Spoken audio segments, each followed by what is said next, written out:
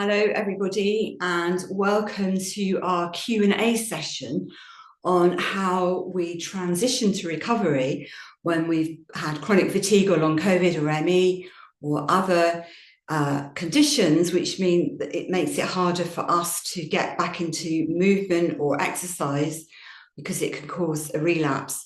So before I take your questions, I just want to talk a little bit from my own experience. And the first thing I want to say is please don't panic, because I think when we're fatigued, and this is all to do with our mitochondria going into shutdown, we start to panic because we can see the muscles wasting and we think, I'll never get back. And I can assure you, because I was ill for a very long time, I was in a wheelchair at one point, and I really only recovered in the last 3 years. I'm nearly 70 now, but I can walk up mountains and lift weights. And even at this stage of my life, it's not too late to get myself back into health. And you can too, but it has to be done gently. So I also want to just say about PEM, post-exertional malaise. This is something that there wasn't a name for it when I had ME. We all knew that we relapsed if we did too much, but there wasn't technically a name for it. So thanks to the long COVID, I mean, not that I want to thank people with long COVID, but it does mean there's been more research and more acknowledgement of what goes on. So we now know that if we do too much, particularly physically, but also emotionally, mentally, if there's too much stress, then we go into relapse, and it can take us days, even weeks to get better. So therefore, it's really, really important that we pace. When I was ill, I found, like all of us, pacing extremely difficult, very frustrating. And one of the problems is we don't always know how we feel, or we might feel fine at the time, but then we suffer the next day or even the day after, even 3 days later, we have the relapse. That's the problem. Where I believe yoga can help is, as those of you who know who do my classes, I'm trying to teach you to stop between activity and to pace, but also to pay more attention to listening into your body and your body's signals, because for many of us, we're not really in our body. So we don't have that somatic awareness, and we tend to override our signals, which tell us when to rest, particularly if we want to please or fit in with others. So it is really important to do the pacing if we can. And if we can't and we relapse, the most important thing is to not go into fear, because if we are in a crash, a relapse, and we think, oh my God, I'm so ill, I'm never going to recover, this is going to go on and on and on, we're actually sending our body the messages, the stress messages, that is the case. And the body carries on responding like that. And actually, somehow we've got to turn the story around, which is, this is just an energy fluctuation. I've recovered before and I will recover.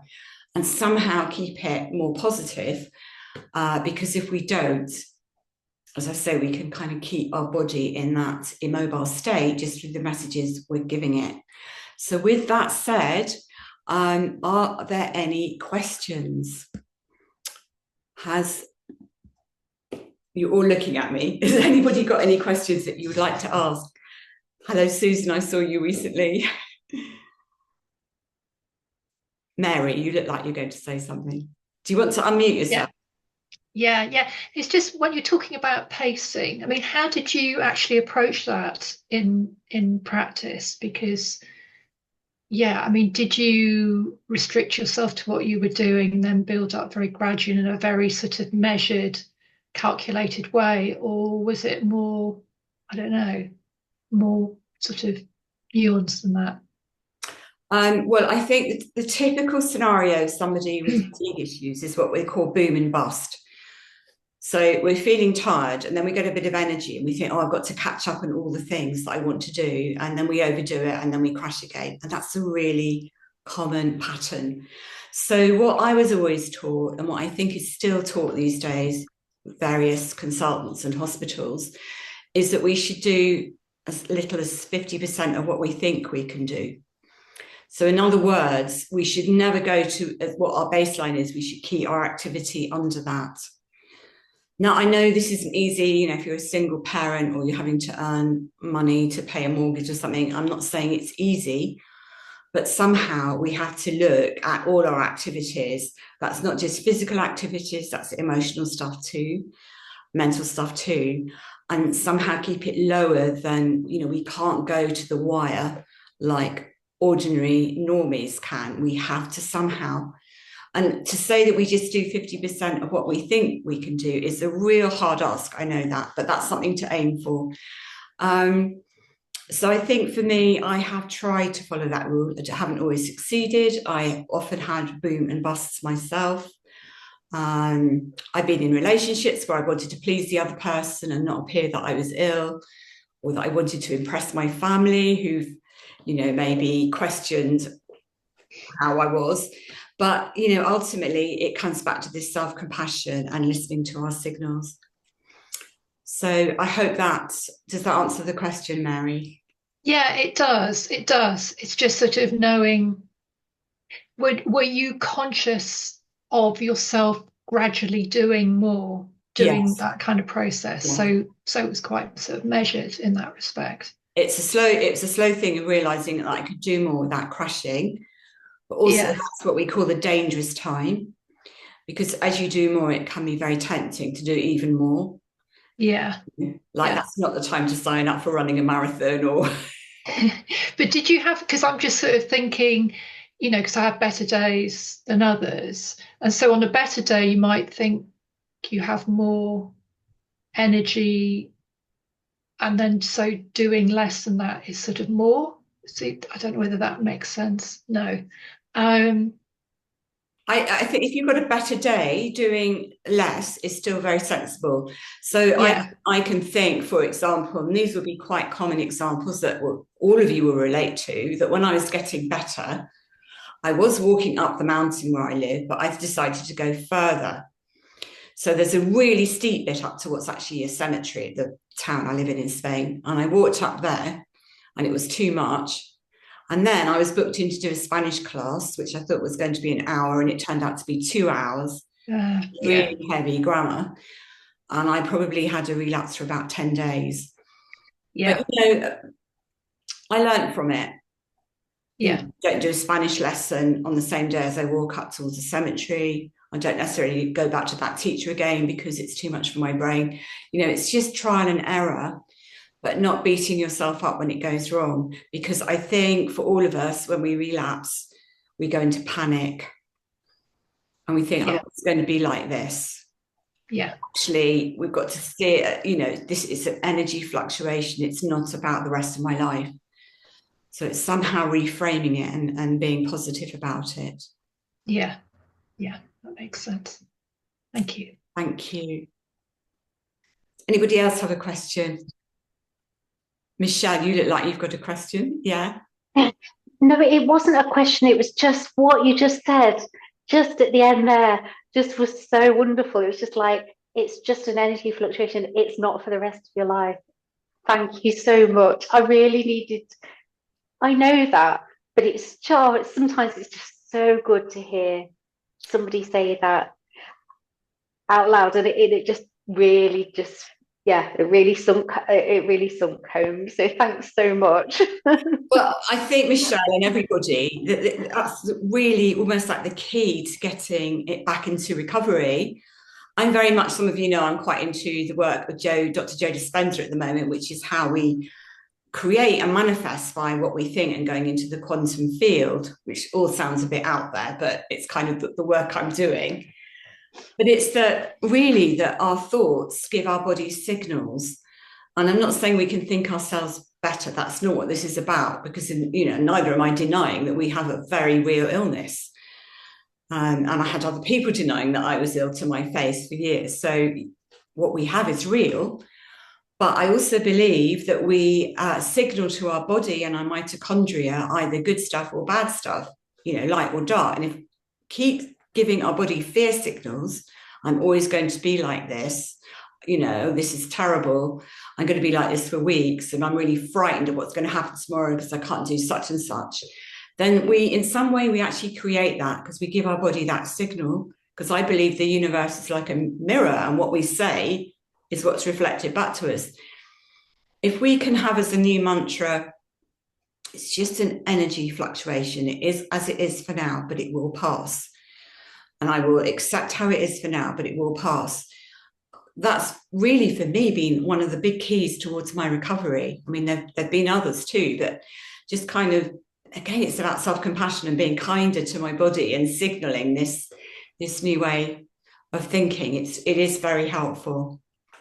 So yeah, and you've got to maybe even write it on a post-it note and stick it up. So next time. I've written it down. And I have little, like, some nice post-it notes where I put like technique harm things and stuff like that, Oh, yeah. And I'm gonna amalgamate that one into something good. I'm really glad you found it helpful, and let me know how you get on.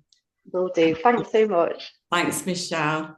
Does anybody else have any questions? Susan, you've got your... Yeah. Yeah, Susan. I usually don't have my camera on, so it's nice to see everybody today. I am recovering, but I'm recovering from a head and neck cancer. As you know, Fiona, I have been messaging you on and off. So I need all the life lessons. So I'm an A-type personality that just loves to do everything and look after everybody and put everybody first. So I come to your classes for all of the kind of the self-compassion and the life lessons and the nurturing and the pacing. It's kind of like I can do it for so long by myself, but then I forget and I go back into the old patterns, and it's kind of noticing the old patterns, and I'm thinking, oh, I'm doing it again. I'm putting everybody first and myself second. And yeah, have you got any advice about, battling with your own character type and that desire to want to do for others? Well, first of all, I'd say take out the word battle. Because that's not kind. No. But so you talk about our patterns, and probably all of us here have got quite similar patterns. We've got achiever patterns. We want to help people, all that kind of thing. And certainly I have a caretaking pattern. I'm the same. In yoga, the patterns are called samskaras. So these are our habits and patterns, and we often say they are hardwired. But the very first thing is that if we can see what the pattern is and when it's operating, that's like the first thing, because it means we're becoming more conscious. So that in itself is a huge achievement, just to see that the pattern operating. And I think it's a lifetime's work, really, because we don't just unpick these patterns straight away. Certainly, it's a lesson for me. I'm still working with my patterns. I can still see when I've gone into my old achiever or my old caretaking patterns. And the thing is to not be hard on ourselves. When I was studying Zen Buddhism, my teacher always used to say that we should try and see to the root of them. It's usually in our childhood. It might have been how we've been taught to behave. If we can see where that childhood pattern emerged from, that's quite helpful. But the big secret is to be kind to it. So we're not going, oh my goodness, I'm people pleasing again. But like, it's okay. Next time, maybe I'll have another opportunity. But once we're aware of it, it becomes easier, I think. So the very fact that you've got the awareness is great, and just don't be hard on yourself. So I hope that's helpful.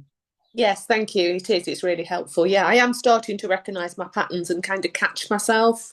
But I've returned to work one day on and one day off. So I'm trying not to do the bust and the boom and the boom and the bust. Yeah. It's a lifetime's work. Yeah, thank you. So don't be hard on yourself. Thank you, Susan. Natalie, you've got your hand up.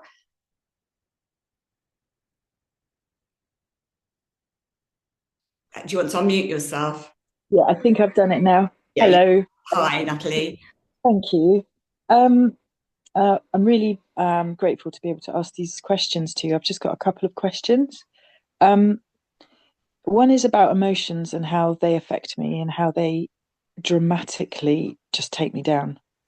I have got PTSD, and I've just noticed the pattern of how that just takes me out, and then and can be for days. And what was the other question? I've got it written down. Oh, seasonal. Oh, actually, yes. How the winter's come now, and I've just gone from, I was thinking I could feel an internal resilience, and my internal resilience has diminished drastically. And actually, what does recovery look like? Does it mean that I've got the resilience of the past? Because I almost felt like I was a machine, which is probably why I'm ill now. And I used to just keep going and going and going. It probably doesn't. But just a question on that, really. I think they're all really good questions. So firstly, what does recovery look like? I'd say I'm not the same person I was before I had Emmy, and I wouldn't want to be her. And I might have had the energy. I was running a big PR business at the time. I was desperately unhappy. I was earning lots of money, living in a big house, blah, blah, blah. I would never want to be that person again. So I just, what does recovery look like? I've got a much more mindful lifestyle. I live more consciously. I'm not interested in status. I want my life to be peaceful. I choose my friends and relationships carefully. I eat organic food when I can. I just live life at a slower pace. And although I am recovered and I can exercise, I will rest. And, I don't really watch television, or I'm just very mindful of where I put my senses and what I input. So I'd say I live a quieter, more peaceful, conscious life. So for me, that's my recovery. I would not want to go back into the crazy push Western lifestyle, because I think that's what made me ill in the first place. I don't think we're meant to live like that. And when people first get ill, often that's all they want to get back to. But I think part of recovery is realizing that you don't want to get back to that. And, that's not how we want to be. To answer your question about the seasons, well, as many of you know, I actually moved to Spain for my health, because I'm also very affected by the cold, the damp and the light. So I managed to move before Brexit. I was in England recently for 3 weeks, and I have an SAD light, but I did feel my mood begin to slip actually when I was in England till I came back. So that's maybe not a helpful answer, but I think, I think it's tough living in a Northern Hemisphere in a dark, damp climate. And then I can't remember the last and first question you asked was. It was about my emotions and how they affect my energy, and having PTSD, and actually the fact that I'm very aware that I've been boom and bust all my life since teenage time. And, God, it just feels overwhelming to recover from a lifetime of boom and bust. I think, first of all, actually, I don't know if any of you read the book Breathe, Rest, Recover. I brought it up because it's got a chapter on movement, and it was written by me and my psychotherapist friend and yoga teacher Nadine McKee. But there's a whole chapter in there on PTSD and trauma, which if you've not read it, you should definitely have a look at that. But I mean, I would personally advise, I've had trauma myself, that you should work with a therapist. Find a good psychotherapist, potentially a yoga therapist who can help you somatically as well. I think if we've got PTSD, it's not something we can necessarily handle on our own, and we need to be able to release stuff. So I think in order to recover, that's really important that you look at that aspect of your healing, and you will get there. So thank you, Natalie. And Grace, you've got your hand up. Have you recovered from your cat incident? No, she's it's not a loving, friendly thing. She literally hates feet, and viciously attacks me, which is quite stressful during yoga. My goodness, Grace, you make it hard. I've got quite a few questions that seem to just be building up, so I'll have to maybe just ask a couple. Post-exertional malaise, wondering whether it's all right to have like one day where you've dipped a bit, and if that's still not affecting your recovery. Like I'm doing a lot better currently. But yeah, I wonder, definitely trying to like push the boundaries a lot more. I don't think I do follow the 50% rule. But yeah, so I'm wondering how to know you've done too much if you recover after like one day where you're not too great. And then the other one is how, again, like how much to override what your body's telling you, because I'm trying to increase like volunteering and put a bit of paid work, well, trying to build up to a tiny bit of paid work. And that, and relationships and stuff. And I think you have to like yesterday I went into my volunteering for when I could feel I hadn't slept great and I wasn't feeling too great, but I wasn't like awful. And I guess my body was telling me it needed to rest, but then I also was aware that I'm trying to show to the place that I volunteer that I'm actually would be all right to employ for, even they know about my health though. So like I know only for like a few, a short amount of time, but it's a really hard balance of like, I feel like I have got to that stage where I can build up my weight.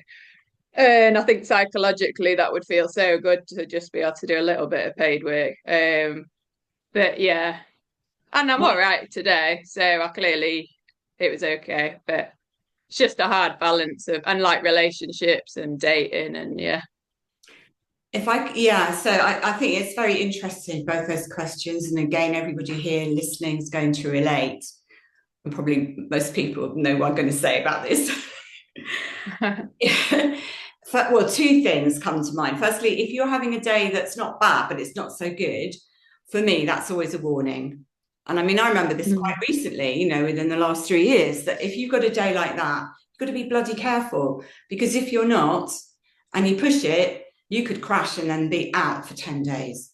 So I know, like the Optimum Health Clinic used to talk about bouncing the boundaries, and yeah, we can bounce the boundaries, but just be really careful, because remember I said recovery is actually the dangerous time. And the last thing I want you to do is be fearful. I want you to be cautious though. So if you've got a day where it's a bit dodgy, be careful. The other thing is, what I'm hearing when you're talking about volunteering, and maybe I would use the word pushing slightly, there's also a bit of people pleasing. You want to show them that you can do something. You want to fit in. You want to show them that you're employable.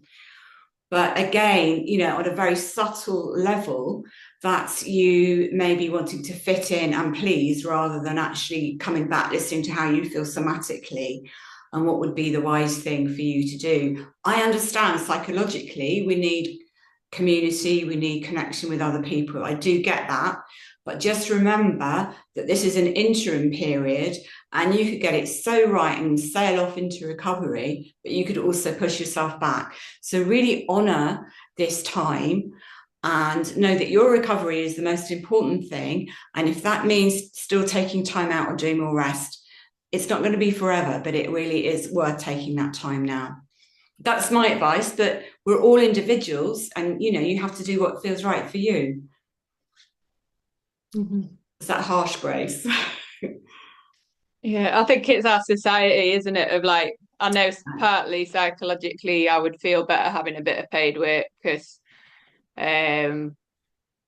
just like it's really hard knowing you're on benefits, and I feel like a bit like the odd one out with my neighbours, and some of my neighbours are a bit funny with me. And like dating, I've started online dating again, and the first question people ask you is like, what do you do as a job? And so you have to be pretty superhuman to like not. I've spent the last 2 years out of 2.5 years out of work. Well, yeah, a long time out of work, but it's just it's hard. I honestly, I hear you. I've been there. I know it's hard. All I can say, and this may or may not be any consolation, is that I think having a chronic illness in some ways, I mean, for me, it can be a spiritual path, because it wakes us up out of the paradigm of what's going on in the world, which isn't particularly healthy. And that's why people like Gabor Mate have written books called The Myth of Normal, because in a way, how other people are living is not healthy. And yes, they're going to judge you because you've kind of chosen, well, you've not chosen, you've been forced to step back and not fit in. But somehow you've got to be okay with how you are. And, you know, part of our journey is not caring so much about what other people think. But I'm not saying that's easy, because I've had the same issues myself. Okay. Before we close, is there anything else anybody has? Thank you all for being here and for your really brilliant questions. And keep resting, keep pacing. And I will see you whenever you can make it next. So lots of love to you all, and thank you. Take care, everybody. Thank you. Thanks so much. Thanks. Bye.